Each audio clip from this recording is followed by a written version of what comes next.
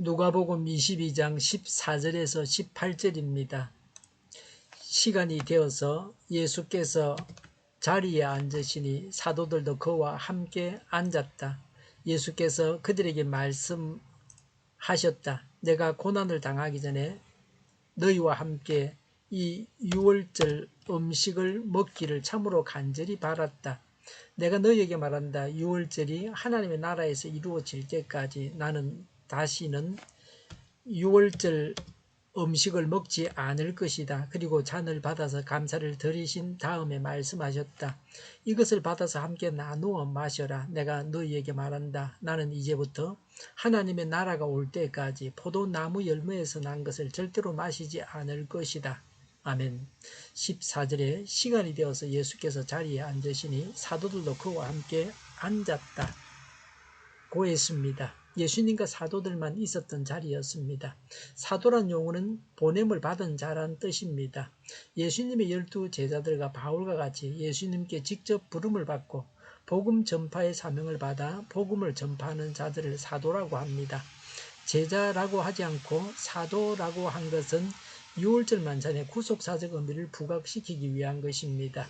여기서 앉았다는 말은 눕다, 비스듬히 기대다란 뜻입니다. 비스듬히 식탁에 기대 눕는 자세를 말합니다. 출애굽기 12장 11절의 말씀대로 유월절에는 본래 허리에 띠를 띠고 지팡이를 들고 신발을 신은 채로 서서 식사를 해야 합니다. 그런데 예수님 당시에는 유월절 의식이 간소화되었습니다. 그래서 보통 식사하는 자세로 비스듬히 누워서 유월절 만찬을 먹었습니다. 15절에 예수께서 그들에게 말씀하셨다. 내가 고난을 당하기 전에 너희와 함께 이 유월절 음식을 먹기를 참으로 간절히 바랐다고 하셨습니다. 유월절 만찬을 고난받으심과 연관지어서 말씀하십니다. 이것은 누가만의 독특한 기록입니다. 유월절 만찬의 구속사적 의미를 부각시키려는 의도적인 표현입니다. 공생애의 마지막 사역이 유월절 식사를 사도들과 함께 하시는 것이었습니다. 이 유월절 식사를 하시면서 제자들과 함께하는 마지막 교제를 나누기를 원하셨습니다. 그 자리에서 자신이 받으실 십자가의 고난과 죽음의 의미를 유월절 만찬을 통해 제자들에게 교훈하시려고 하셨습니다. 예수님의 십자가 고난을 기념하는 새로운 언약의 성례 제정을 염두에 둔 식사였습니다. 이 만찬은 십자가 고난과 예수님의 메시아 사명과 그 사역을 가장 구체적으로 계시하고 있습니다. 십자가는 메시아 사명 완수의 극치입니다. 유월절 만찬을 통해 예수님의 대속적 죽음의 의미를 극적으로 교훈하시고자 하셨습니다. 반드시 이 일을 하셔야 하므로 유월절 식사를 제자들과 함께 하기를 간절히 원한 것입니다.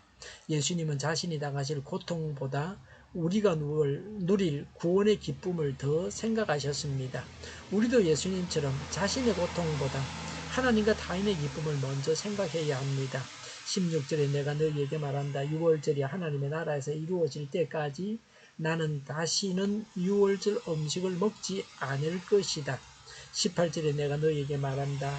나는 이제부터 하나님의 나라가 올 때까지 포도나무 열매에서 난 것을 절대로 마시지 않을 것이다 라고 하셨습니다. 유월절이 하나님의 나라에서 이루어지기까지는 다시는 먹지 않을 것이라고 다짐하고 계십니다. 이 말씀이 암시하는 바가 무엇입니까? 첫째는 예수님의 죽음입니다.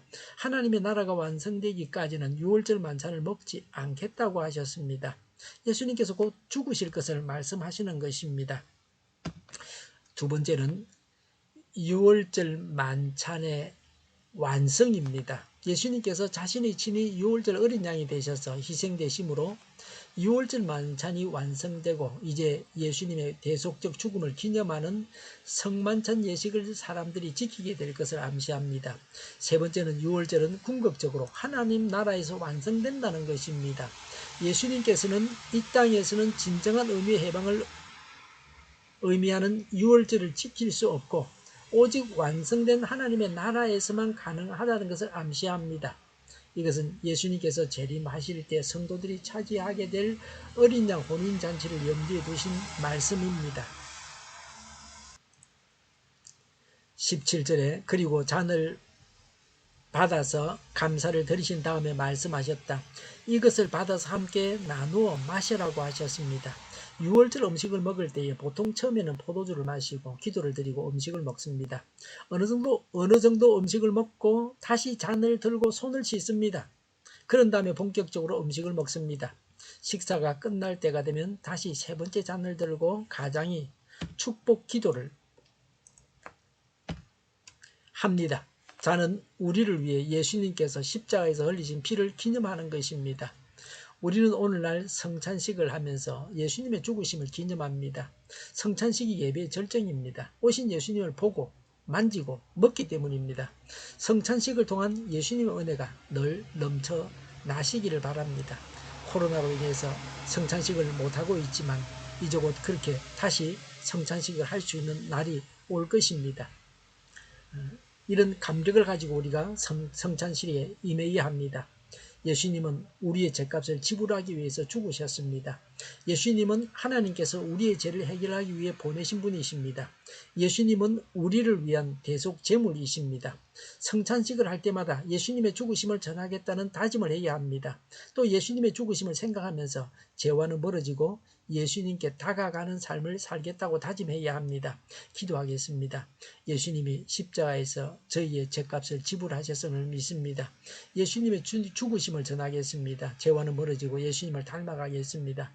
오늘보다는 내일이 더 낫게 하옵소서. 교회가 분열되지 않고 하나가 되게 하여 주시옵소서. 모든 언론이 제 역할을 다하게 하여 주시옵소서. 저희가 강물처럼 흘러가게 하여 주시옵소서. 하나님을 대적하는 법을 만들지 않게 하시며 있어야 할 법을 폐기하지 않게 하시며 있어서는 안 될 법을 만들지 않게 하옵소서. 선거 부정이 없게 하시고 부정선거 시비마저 없게 하시며 부정선거에 관한 재판들이 법적으로 적법하게 진행되게 하여 주시옵소서. 법을 준수하지 않는 법원이 되지 않게 하여 주시옵소서. 코로나19가 물러가고 전 세계적으로 백신을 신속하게 대량 생산해서 충분히 공급하고 치료가 나오고 가치생활이 끝나게 하여 주시옵소서. 수도권과 부산과 영도의 환자 폭증을 막아 주시옵소서. 코로나로 인해서 성찬식을 하지 못하고 있습니다. 하루속히 코로나에서 이제 해방되고 성찬식을 다시 할 수 있게 하여 주시옵소서. 오늘도 주일 예배를 주장하시고 은혜가 넘쳐나는 예배, 감염이 없는 예배가 되게 하여 주시옵소서. 우리 동일교회가 만군을 지배하게 하여 주시옵소서. 예수 이름으로 명하노니 모든 병만은 물러가고 몸의 모든 부분들은 온전하게 될지어다. 신유의 기적을 베푸셔서 지금도 저희의 질병을 고쳐주시옵소서. 코로나로 치료하는 모든 자들을 고치시고 온전케 하여 주시옵소서. 저희와 교회와 이 나라의 민족을 불쌍히 여겨 주시옵소서. 잘못된 것을 제거해서 성결하게 하여 주시옵소서. 교회와 나라의 지도자 복을 허락하여 주시옵소서. 하나님께서 기뻐하시는 교회와 나라가 되게 하여 주시옵소서. 늘 맑은 공기를 마실 수 있게 하여 주시옵소서. 공부하는 학생들에게 지혜를 다셔서 합격의 영광을 누리게 하여 주시옵소서. 오늘도 하나님 안에서 차고 넘치는 삶, 복된 삶을 살게 하여 주시옵소서. 감사와 찬양을 주님께 돌려드리며 예수님의 이름으로 기도하옵나이다. 아멘.